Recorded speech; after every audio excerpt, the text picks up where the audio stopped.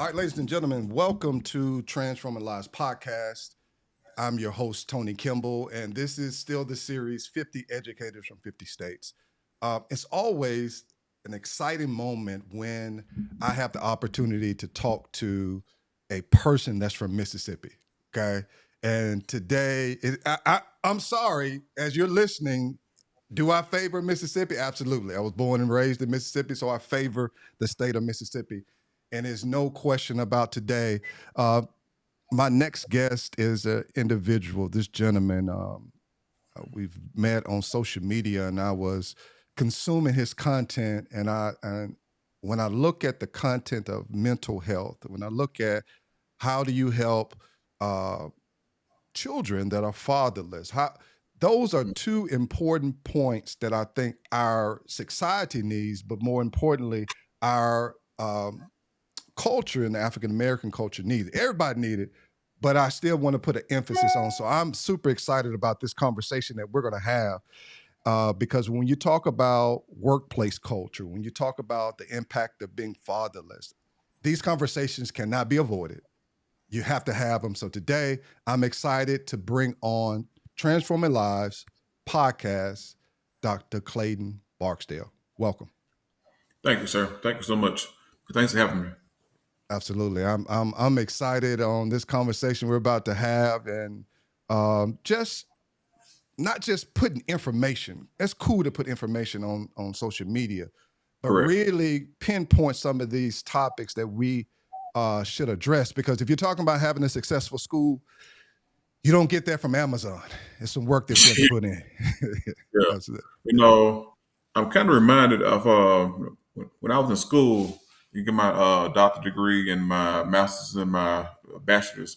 I read all these books. I read so much stuff on what to do, the wands of the world, Right. everything, what to do in order to have a successful classroom.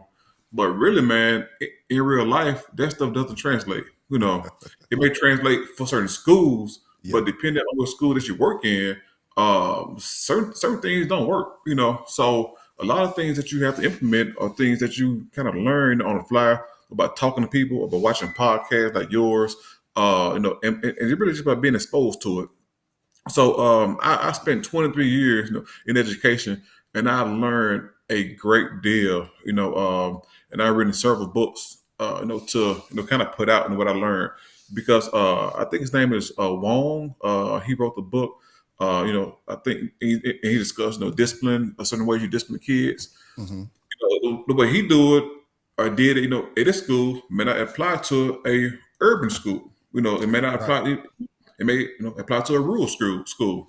It all depends. So every school has different cultures. Every community has different cultures.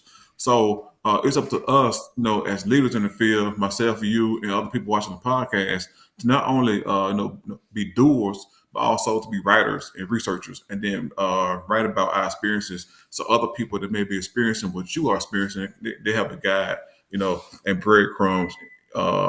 So it's our job to leave breadcrumbs for the next person to pick up and follow, to have a successful experience as being a school leader or teacher or whatever they choose to pursue in education. Oh man, that's good. You came out the gate with that one because it's in. So sometimes we this new term of gatekeeping, right? Yeah. Where sometimes we hide that information in hopes Mhm. that it may be used in some other capacity, but those breadcrumbs are essential to the Right. growth of individuals professionally and personally. Like just Mhm. knowing this small set of information and Yeah. helps you to direct a school, because here's the thing. As you stated, culture and climate is, oh wow, Yeah. you must know it, and whatever's written in the book you may not be able to apply it to Right. this particular culture, and you got to know that. Well, well, like so, my years are all in rural education, and you got to think about the schoolhouse, or the Mhm. school system or a school district, right? Most rural places don't have a lot of jobs, and also most rural places don't have high-paying jobs. Correct. So principals, assistant principals, coaches, superintendents. those are the highest paying jobs in most communities in rural areas. And guess what? Uh, the highest employer in the rural areas are school systems. Right. Okay, they are the highest employer. So guess what? If I want to make 6 figures, and I'm just a teacher, again, you got to understand the politics and the culture and the climate. I got to find a way to become a principal or assistant principal, and that leads to a lot of infighting. That leads to a lot of, what can I do to get his job or get her job? And it leads, and a lot of times it leads to a lot of untrustworthiness within schoolhouse. Yeah. Because everybody that have desires to be a leader or have 6 figures or a high 5 figure job, they are, well, some people are, they may try to get those jobs by being very mischievous, by spreading lies and gossip and just being dishonest. And it happens, and I've seen it happen a lot in my 23 years, in the public school system in rural areas. Ooh wee. So Okay. again, yeah. So again, it all goes back to the culture and climate of these particular school systems, in certain rural areas, and also I'm pretty sure some urban areas too. Right. No, that is an important conversation, and I hope that we can unravel this as we begin to talk. Because Right. if you don't know, it will traumatize you because you can go in with an expectation that it should look like this. But Right. if you don't have the intel Right. on if you're looking to change something, you have to have the Right. intel, right? If a military base, they do the intel way in advance to know what they're going to fight. They're going to have Mhm. strategies on how to fight it. But if there's some type of strategy that's within the area or region, right? Right. If you're not aware of it, man, it hits you in the face really hard. Eh, Yeah, and that's what I experienced as an admin. One year I was serving as an admin. I don't want to say the school system or school district, Mm-hmm. but I went in and my ideas, they were really good. Mm-hmm. And I thought, this is me being naive. I thought because I had some good ideas that they would win people over. And a lot of the problems that the school was experiencing, it wasn't really a personnel issue. It was organizational. Mm-hmm. Okay, so this is a good example. At one school I was working in, we had a lot of fights during dismissal. I mean, so many fights, man, during dismissal. So when I came in, I noticed that during dismissal they were calling all the buses at one time. Well, Oh, what does it mean? So what does that mean in the city I was working in? That means that, in a high gain area, that means that each bus went to a different neighborhood, right? yeah, That means correct. that so every time when they call all the buses at one time, all the kids from different neighborhoods were all in the hallway at one time. So what that mean? That mean the different cliques and, Right. and gang members were in the hallway at one time, and it's hard for a teacher or a principal to manage 300 kids in the hallway all cluttered up. Yeah. So I said, well, y'all, this isn't working. So what we're going to do, beginning on a certain day, we're going to start calling buses one at a time. And fights went from a lot to less than one over months. You Yeah. know, all because of the small organizational change, and that wasn't a personnel issue. That was just something that could have been changed by anybody. Yeah. And I thought people would love the idea, but certain teachers on staff they didn't like it. Why? Because it required them to spend more time in the classroom. Calling buses one at a time. It extended dismissal for teachers another 15 minutes, and they wanted to go home, and be with their kids or shop for groceries. Which I understand that, but it wasn't a popular decision, even though it was effective. Mm-hmm. But I thought because it was stopping the fighting, the kids were safe, that everybody would love the idea. But it just didn't work out that way. And they and certain teachers fought to change it back to where it was. And I was kind of shocked by that. Like why would you change it back? But different interests. Yeah. And, Mm. and, and then when you talk about organizational change, Yeah. it's not. Ooh, it's like you were talking about, you have your mind, and this is the perspective you may have, and you're like, well, Mhm. this is a solution to a problem that we're having that's really Right. impacting everybody.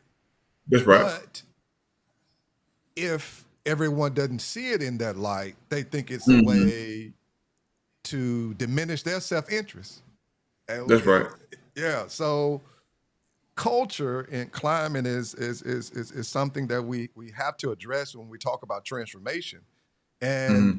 you know, when we look at this whole change, how do you let's kind of define what transformation means to you. You've given us an example of even Right. in the smallest way where you're trying to transform a section of a school, right? We know that Right. there's gangs.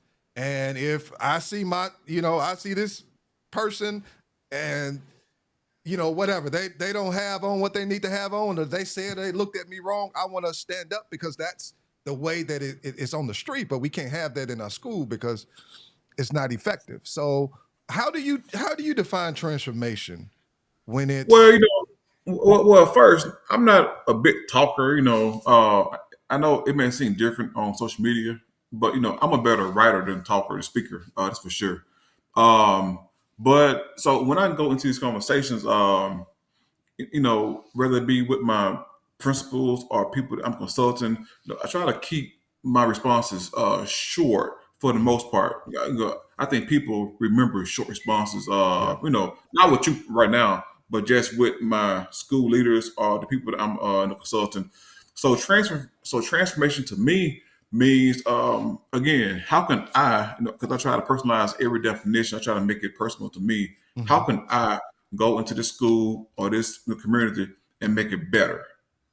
That's I know other people have these long definitions and whatnot, but for me, I just believe that I keep it simple. How can I go into this community and change it and transform it for the better?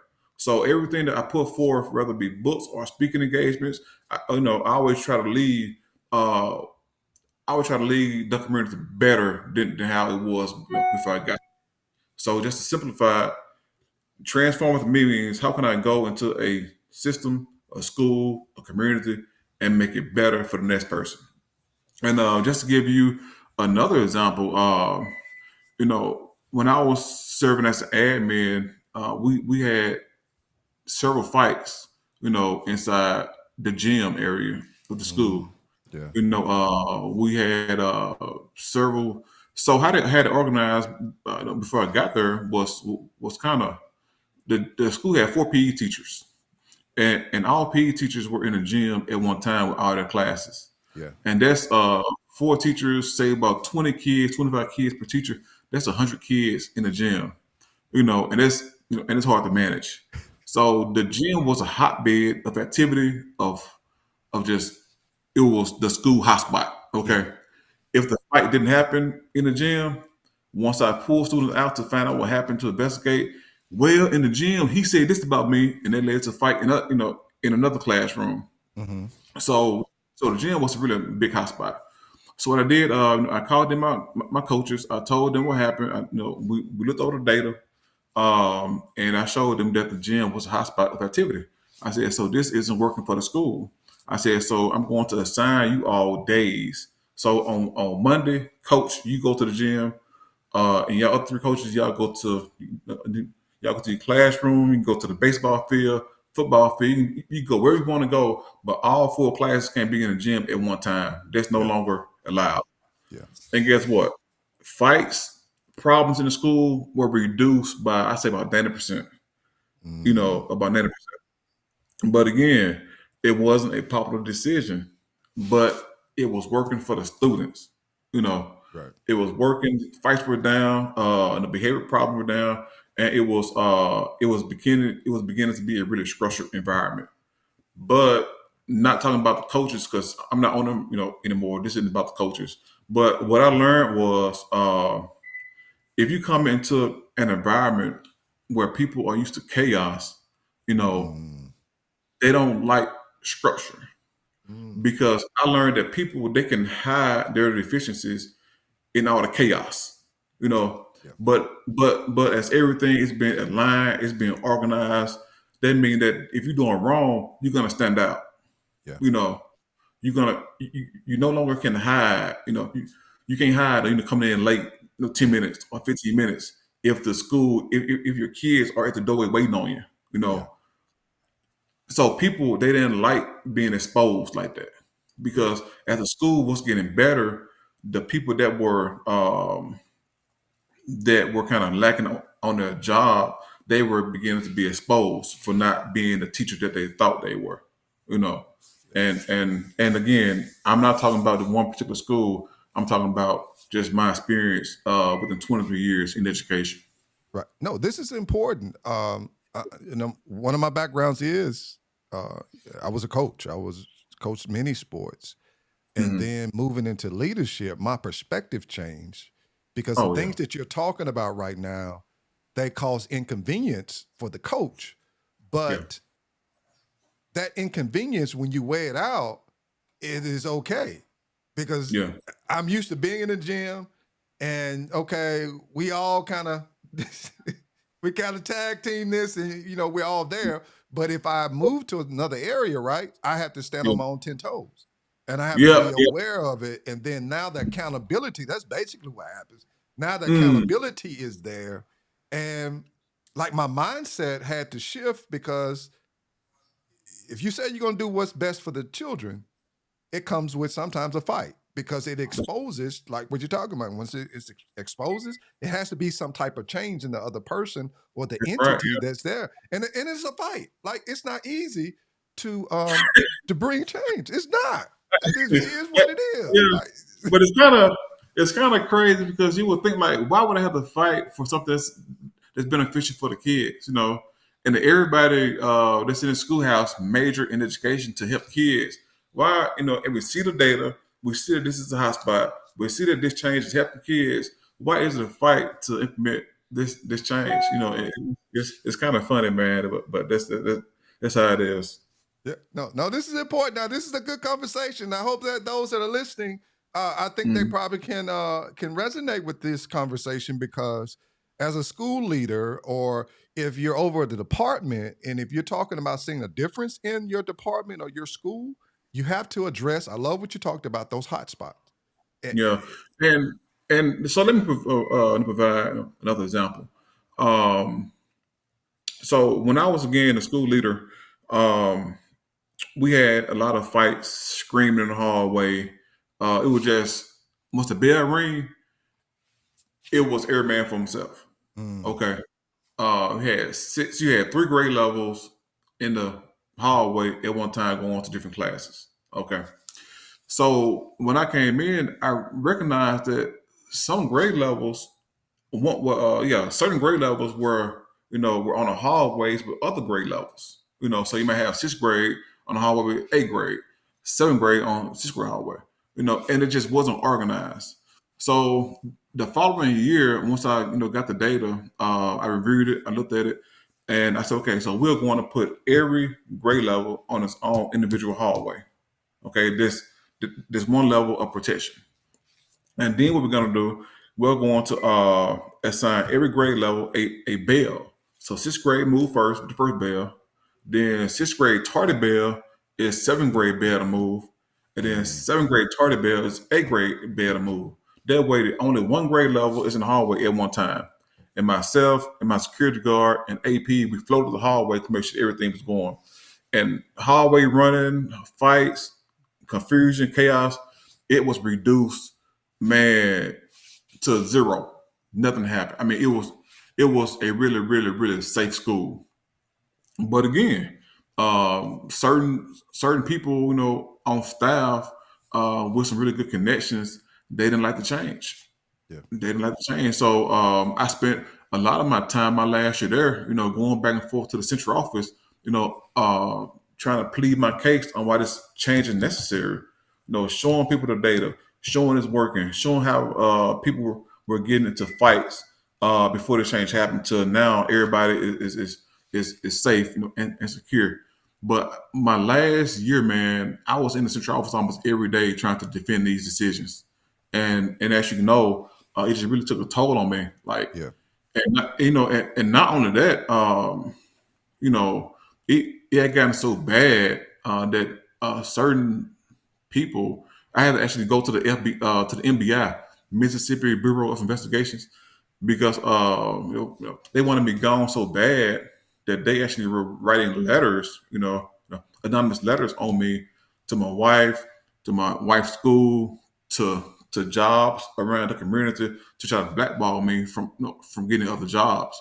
Once I Right. once I did choose to leave, it was and as you can imagine, you going into the school, doing the right thing, and you actually being punished for making decisions in the best interest of the children. It was so bad. They actually mailed my mama one. They mailed my mama a letter saying, how bad, how bad of a person I was, and I'm not. It was pretty intense. So I took the letter to the to MBI, and they have them now for fingerprints to see who's the culprit. But it was really intense my last year there, and it was kind of hard to believe because like y'all, we making decisions in the best interest of children. Like, do you not want to do your job that bad to where you would write over 17 letters to neighboring school districts, to business partners that I have across the state trying to blackball me? Like, I just couldn't understand how how people could be this low, basically, what I'm trying to say. Yeah.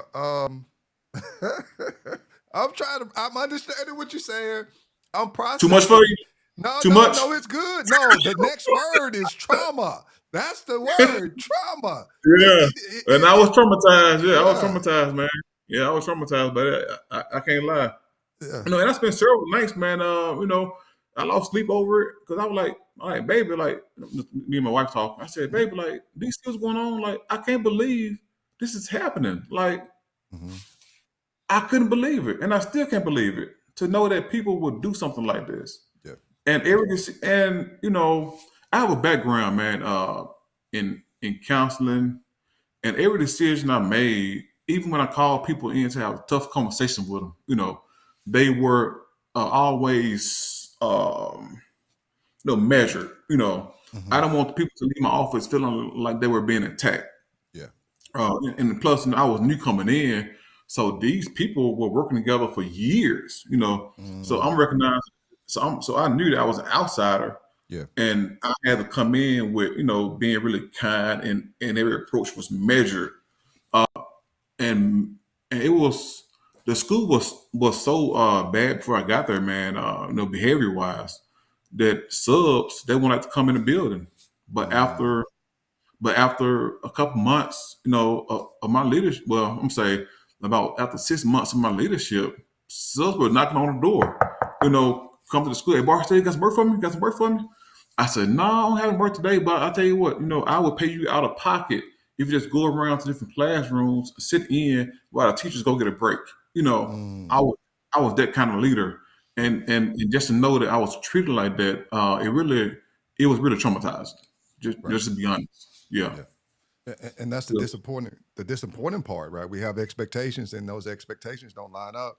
yeah, That's where the disappointment happens at. So that kind of leads us into this whole idea of social emotional learning. Like, um, I'll be honest, that was not on my plate.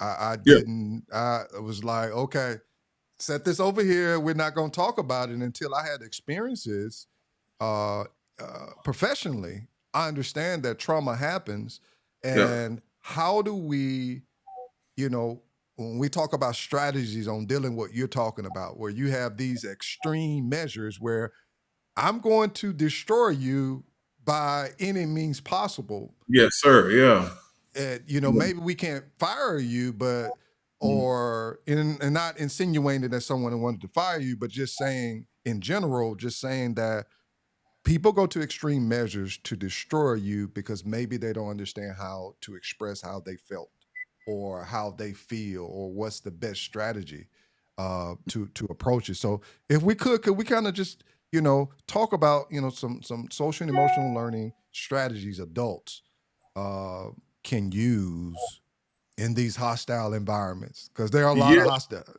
environments. Yeah, so like I said, I actually wrote several books, and most of my books focus on mental health and ACL, Mhm. and and I think because I wrote one book before I went into this hostile work environment. I wrote one book, and I found myself thinking like, man, I didn't know what I thought. I didn't know what I thought I knew, because if I did, I wouldn't be feeling this type of way, you know. Mm. So it made me go back and refrain and polish up my future books, because I want to tell you that my time in that particular place, I want to tell you that, I fought, hard fight, I changed hard, I changed minds, and I won. I stayed there until my contract ran out. Students that graduated, I want to tell you that this was a really good story, with a good ending. But it ended up with me, resigning. I resigned in April.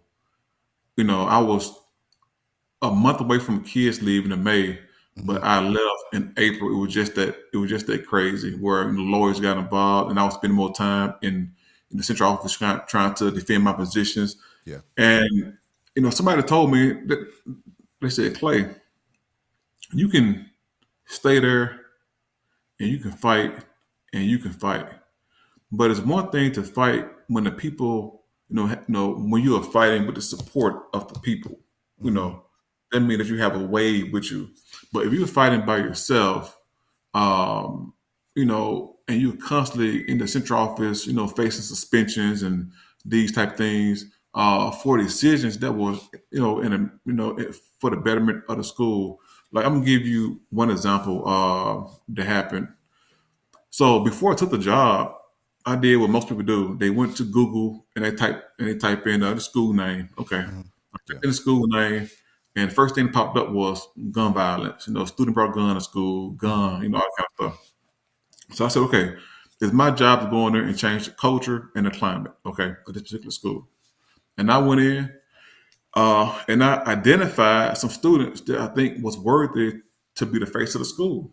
Mhm. Now again, now I did say I made some mistakes on my part with this, but what happened was, so I saw this little girl. She was a standout soccer player. Mhm. I mean, a great athlete. She was in middle school playing with the high school's soccer team. Yeah. She was ranked in the state. So I called the mom, I called the dad, I got their approval. I spoke with the superintendent, I got his verbal, approval. And it was all agreed uh, that I can do a documentary on this little girl. Yeah. Okay, so I hired a film crew out of my own pocket. I paid $2,000 for this film crew to come to the school, and get footage of her and B-roll of her just, in Right. class, learning, ask questions. I got footage of her playing soccer, and I was going to put a documentary out for the community to show that this school isn't all bad. We have a grade student here. She's a really star player. She's Mhm. brilliant, and she is thriving on high school soccer team. So word got out amongst the community. I got called in, to a meeting. Mr. Barksdale, why are you producing this documentary? I said, well, I had a parent permission. I had the verbal approval from the superintendent, so I thought it was acceptable. Well, no, you had to get permission from the school board. I said, well, I Mhm. didn't know. So I apologize. I didn't know. And from that, I was recommended for a 5-day suspension. I said 5 days for trying to produce a documentary on one of my students. I said that's a lot, So it turns out, so yeah, I was recommended for 5 days, man, and things kind of went from there. So the documentary was stopped. It never was produced or Mhm. anything because I was threatened with more suspensions and whatnot if I continued. But it just now again, I was wrong for not getting permission from the school board. I just thought with my first year there, I thought with the permission from the superintendent and the parents, it could be done. But that wasn't the case. And but again, it goes back to the culture and climate and knowing the rules and knowing the policies. Because my old school, I can do those type things. I can go in and produce things for students, without any kind of blowback or recourse. But here, it just wasn't allowed. Yeah. It, it, Mhm. Yeah, so I'm smiling and laughing because not of your situation. I learned that as well, Hmm. where you can have verbal um, suggestions, you can have verbal confirmations Yeah. from individuals within the structure of a school, Yeah. But when push but comes to shove, no, I didn't say uh, that. you have to know the rules. I'll never Yeah. forget. I never forget this. And I couldn't laugh at it then, but I can laugh at it now. I had a Yeah. situation at a school Hmm. where I learned firsthand that you have a you have a spokesperson for the school, Hmm. and whoever's been designated as a spokesperson for the school district, that person speaks on important matters. Well, Right. just like you, I'm used to being in a different school where it was not necessarily that structured. Yeah. Well, I spoke on the matter that I'm thinking like, okay, like this is nothing. But in being in certain areas, if you have news stations in certain areas, you got to learn how and what to do and learn how Hmm. to push that to the proper people. Because if not, you speaking is not the gospel. They have to have a spokesperson Yep. for that school district. And I never forget that. Yep. That everybody was shocked or dumbfounded that I spoke, but you told me to speak. So what's the Yeah. Yeah. problem? Yeah. Like, what's the Yeah. problem? I learned a valuable lesson of the structure and the organization of a That's right. school system. That the That's right. school board is definitely has a major voice in the Hmm. day to day. Well, they do not have a not the day to Yeah. day operation. The superintendent Correct. does, but just the That's correct. structure of it. So Hmm. yeah, I'm smiling, man, but I'm not smiling at you. It was just a reminder to me to that sometimes we learn lessons. Yeah. Um, And to kind of piggyback what you're saying, I was used to working in a school district or school system where you can kind of post things about your school on your personal Facebook page. But in certain school districts, they don't want that. They want everything to go through their official school district page. And again, there was a lesson learned because I thought I could just post things on page because a lot of parents follow me. I just post things up about the school and what we're doing, but that was highly frowned upon. Everything got to go through the district page, and that was another learning experience for me. So each school district has its own different, things on what they're going to enforce. oh man, this, Hmm. if you're at this point of this podcast, listen, this is so important. Make sure you understand the structure of your school and Please, the day to day operations because you can be have a good heart, a good intentions, that's and it right. can be all washed away That's because you right. don't necessarily know the structure of it. So That's right. um, the next part I really want to have a conversation about is something that I can publicly say now that I didn't know. I want to talk about fatherlessness. Yeah, it's a tongue twister. Uh, and here's the thing: I had my father pretty much all my high school life, adult life, with the exception of the last 7 years. So I didn't know what it was. I didn't understand. I thought I did. I didn't Mm, understand what it felt like not to have a father around right. up until this last 7 years. Mm. And you've done a play, you have books. I want to kind of talk about, how have you seen the effects of fatherlessness? Let me say it slow. Show up in both students and in your colleagues. Yeah, that's good. Before I address that topic, let me kind of go back to one thing that I learned too, being a school leader. So the school principal, he is the authorized school leader.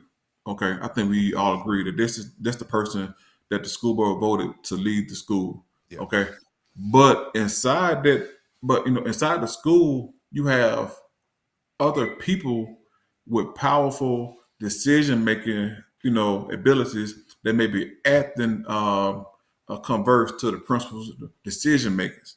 So Mm-hmm. you have the principal, which is the leader, but then you may have several power brokers within that schoolhouse, also making decisions against or with or in favor with the principal. So I just want to say that. So just because you may be the school principal, it may not you may not be in charge of your school. Did that make any sense? A lot of times a lot of times even before a principal make a decision, he got to go to this king teacher or this king person within the school to get their permission. And then once he get her blessing or his blessing, and then he can go ahead and go public with the decision making. So again, just because you are the principal, you are the authorized leader of the school, it doesn't mean that you have the power to make the decisions within that school. It didn't make any sense.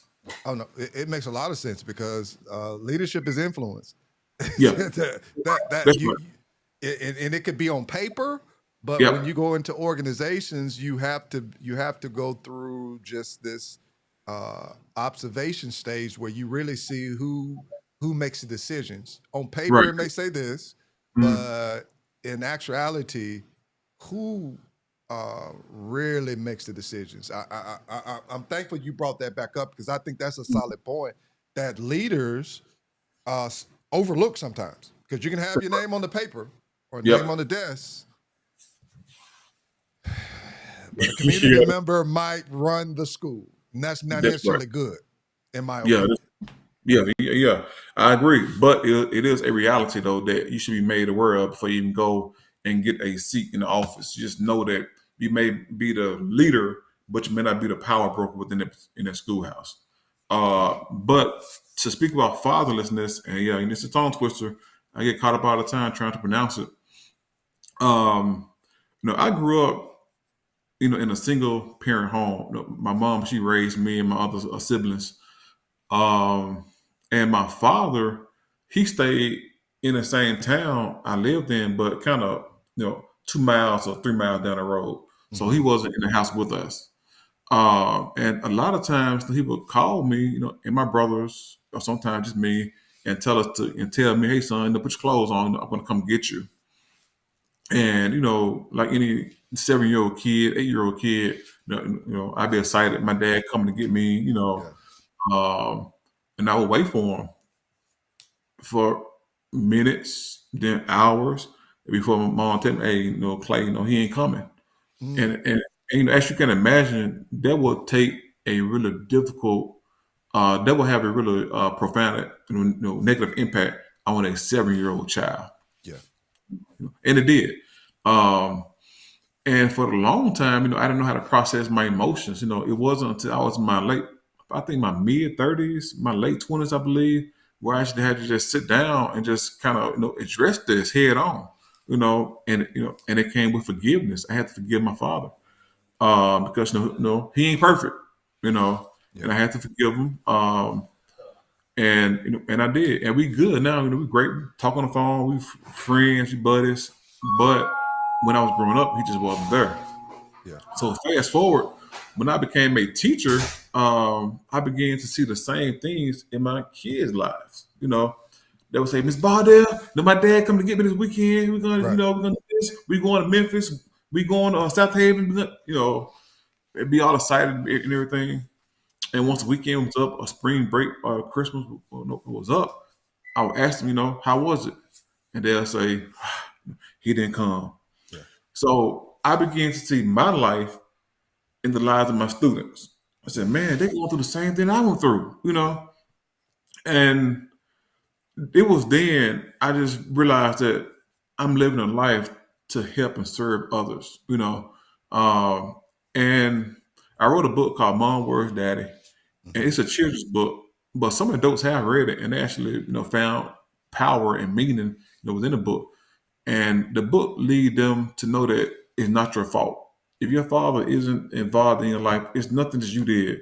Because kids are selfish, and not in a bad way. But if a father isn't involved in a kid life, the kid can think, man, what did I do wrong? Mm-hmm. Yeah. Why my dad don't want to be with me? But listen, if you are from a fatherless background, it's not your fault. Okay, Mm. it's not your fault that he's not with you. It's not your fault that he don't want to spend time with you. It's not your fault. Um, so and then my book also teaches about learning to forgive your father, because you can't hold any hate in your heart. You can't hold any unforgiveness in your heart. But what I noticed in my student lives were a lot of them were angry, a lot of them were bitter and depressed because I found that even though their father may still be living, they are grieving his absence like a death. So a Mm-hmm. lot of them are stuck in the stages of they are stuck in grief and they are stuck in depression. They Mm-hmm. right on those two little bubbles Mm-hmm. because they have a hard time managing their emotions. I think this is a good example here. When Jesus Christ, man, once Jesus Christ was hanging on the cross, one of the things he said was, "Father, Father, why have you forsaken me? Why have you left me?" Mm-hmm. You know. So, so imagine a third grade student, a fourth grade student, trying to process the same question that Jesus Christ was trying to process while he died on the cross. You Oh. know, these kids are hurting. They are suffering. And a lot of times their emotions spill out in violence, as fighting, as talking back, as being you know, angry and bitter, you know. So when I was a school principal and teacher, I addressed every situation, especially if it came from a father's home, with grace. Now Mm-hmm. I was still stern. Now, okay, I was still stern because even if you come from a father's background, you still have to know that you can do certain things. Okay, Right. Correct. so don't think I still have to have abide by the rules. Uh, so I dealt with those situations. Um, with that knowledge in mind, Mm-hmm. knowing this guy may be hurt and angry and mad because he may be coming from a father's background. Yeah. So a lot of times when a kid was in my office, the session turned into a counseling session, you know, Mm. and we explored why he may be angry, why he may be fighting, why he may be talking back to the teacher. And most of the time, well, not most, but sometimes there was the root cause of the problem. He were angry, upset, bitter, and I train myself to look at my students' arms, because a lot of these students in these environments they cut themselves, you know. So I noticed that a lot of my students in these from the backgrounds were cutters, Mm. and that was something that I teach my students. That's something I taught my teachers how to look out for. They may wear a hoodie because they got cuts on their sleeves. I'm sorry, they got cuts on their arm. So Mm-hmm. ask them to take the hoodie off and look at their arms, their forearms, to make sure that they're not cutting themselves. Yeah. And so when I was a admin, a principal, I made sure that I addressed the whole child before I administer any kind of discipline. And most of the time, it was really effective. Yeah. No, this is good because you have the pressure as an admin, as a district leader to have your school at at a or a B. Correct. You're always looking to grow your school, and when you begin to talk about this whole child approach, Yeah, it's a little different because it costs you, or you have to rearrange your structure to that's right. address some of those things that if you if you don't address the person, why are you trying to give the kids some education? That's right. And I've learned that of working with several districts across Mississippi. If you're not there a whole lot, you have to build a level of trust that they Hmm. believe in you. They don't care about your Hmm. expertise. That means That's right. nothing at all. So to Correct. hear those little subtle things of um, checking on the child, and a thought came to mind when you were talking in the classroom. What I would do was I would have a share Friday, no, share Monday, where they would share about their Hmm. weekend. And the kids would get up. At first, they were kind of just lackadaisical. They wouldn't do it. And kids start to share about I got the opportunity to spend time with my father on the weekend. Hmm. Hmm. Now I see the major impact that was, and they always wanted to do it because they wanted to tell the class, this is what this is what I was doing. At first, I was like, they're just trying to show out. No, they're not. Yeah. They're sharing an important moment in their lives with their Hmm. classmates, and you give them the opportunity to do Yeah. that. Okay, I'm gonna get my bell ringer done, right? And we had that bell ringer that's supposed to be, but that was something that was important to the children. And I didn't Right. understand the impact that it had on the child during that time. It was something that That's they right. value. So Yeah, I'm and especially if you are a young boy, because children, especially young boys, man, like we take pride in our dad. mhm. I remember growing up, man, in Greenville. you know, it was like a doggone, you know, a celebration. If all of us were playing in the street, ninth grade, in Yeah. middle school, we were playing around in the neighborhood, and one of our dads drove through the neighborhood and spoke to the son. Like it was, that's my dad. Yeah, right, That my right. like, yes.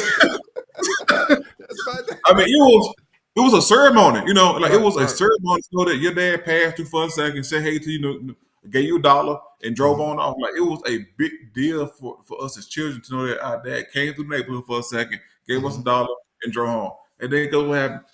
I bet my dad can beat up your dad, like those type of Right. conversations. Like so fathers, man, they are really, really, really important in the development of their children. So that's one thing, and I also told my teachers about this also. Like when you discipline the children, don't be so abrasive with them. Don't be so harsh with them, stern with them. Kind of get to know them. Call them out in the classroom and ask what's wrong. Don't be so mean to them. Right. I had a thought with a loss, but it may come back.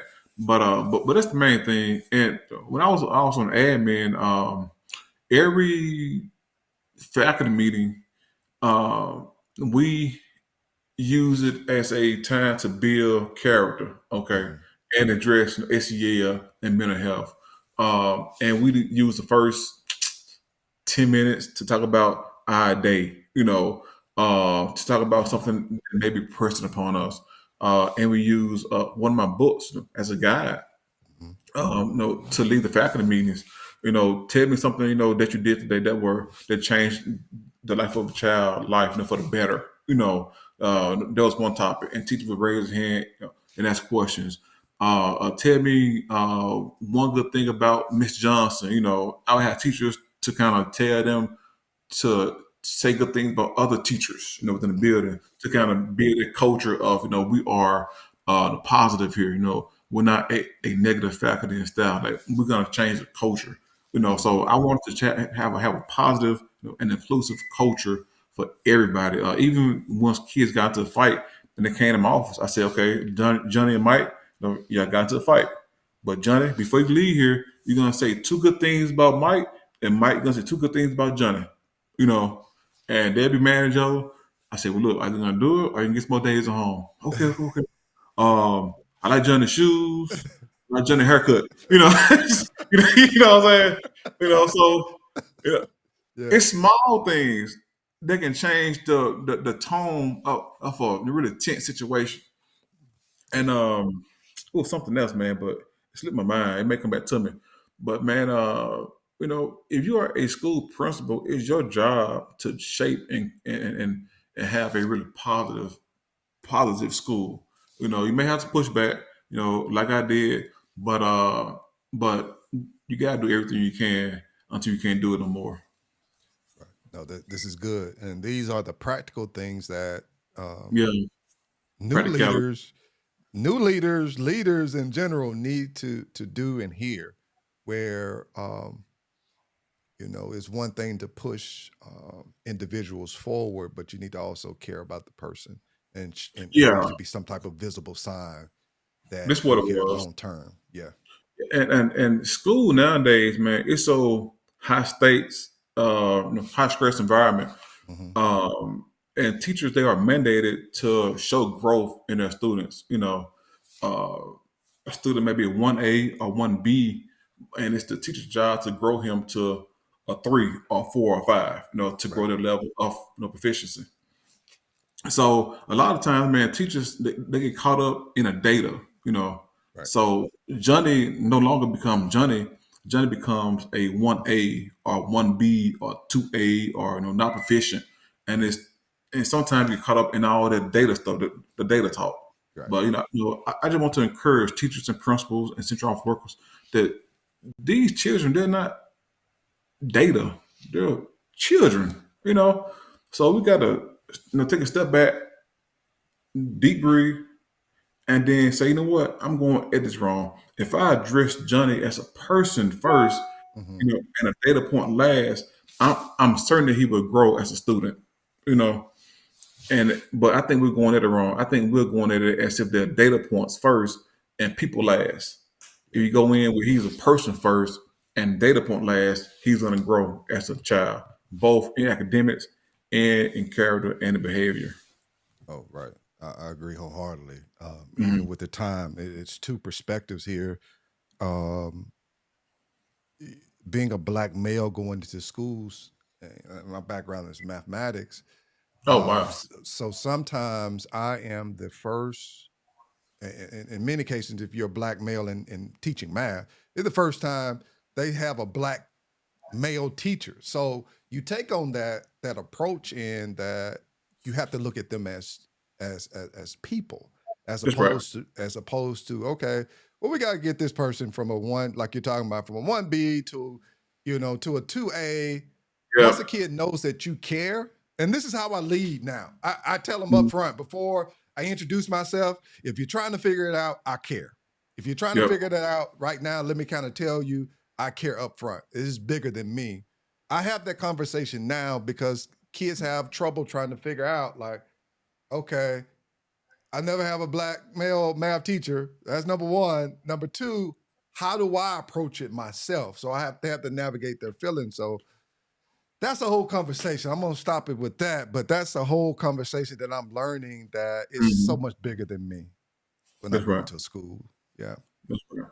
yeah. And really, man, you are entrusted by God, man, to change these kids' lives. Like, you didn't just decide to do this. These ideas you have, they were, implanted in you by Hmm. God.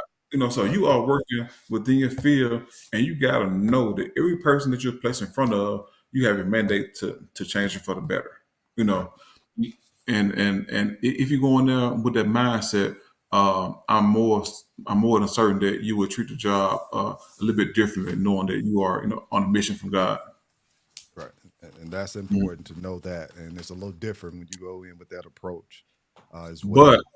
I do want to add though, and I told the story for a reason. If you stuck around this long, then this the payoff. Okay, but you know, every story won't have a great ending. You know what I'm saying? Yeah. I wish that I can say I fought and I fought and I fought, but sometimes even Jesus say sometimes you got to just knock the dust from your feet, Hmm. leave, and go somewhere else where you are valued. You know, so don't waste time in fighting losing battles. you Oh, know, um, try your all, try to do what you can. But again, don't waste your mental health, don't waste your sanity, don't waste blood pressure readings on fighting a losing battle. Know when to go. Okay. Um, and at the end of the day, it's not your job to save children. It's Jesus' job overall to save the lives of these children. Don't die. Don't have a heart attack or a stroke because you were just because you were stubborn and refused to leave. No, it's my fight. I gotta fight. I gotta save yeah. the kids. Yeah. No, no, no. God is on the throne. It's his fight. Okay. Right, right, And right. know when to walk off for the sake of your mental health. Uh, again, know when you're fighting a losing battle and go where you are valued. Oh man, that's good. And I think we're gonna kind of close it off with that part right there because I'm already gonna clip that. So I'm looking at the time. I'm gonna Okay. clip that, and that's important We for done already? me. Yeah, man. We this is valuable. And I appreciate. I want to kind of put it on record, man. I appreciate you sharing Mhm. your information. Also, as you're viewing this, check the YouTube description.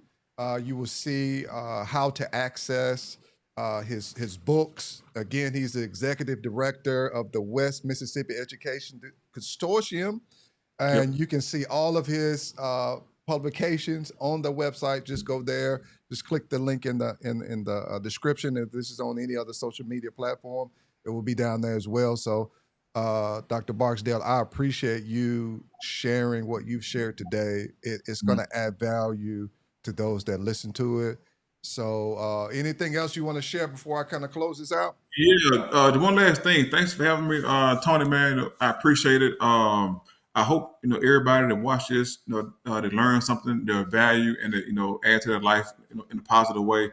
One last thing, my company we are having a stage play at Hines County Community College in Raymond about fatherlessness. It's a really good play. So far, I got 5-star reviews from everybody that came saw the first showing in Meridian. So we moved it to Jackson or Hines County, Hines County. So please come out and check it out. We got 4 showings over 2 days. So please come check it out. The information can be found on Facebook. Just type in my name, Clayton Barksdale, and everything should pop up. If not, I can give you a link, Tony, to include on the podcast link below in the description box. Okay, awesome. Okay. Definitely will add that information. So again, guys, this has been Transforming Lives Podcast, 50 Educators from 50 States. It's the Mississippi edition. Always great to have the Mississippi folks in here. And we are out. Y'all take care. Thank you. Yes, sir.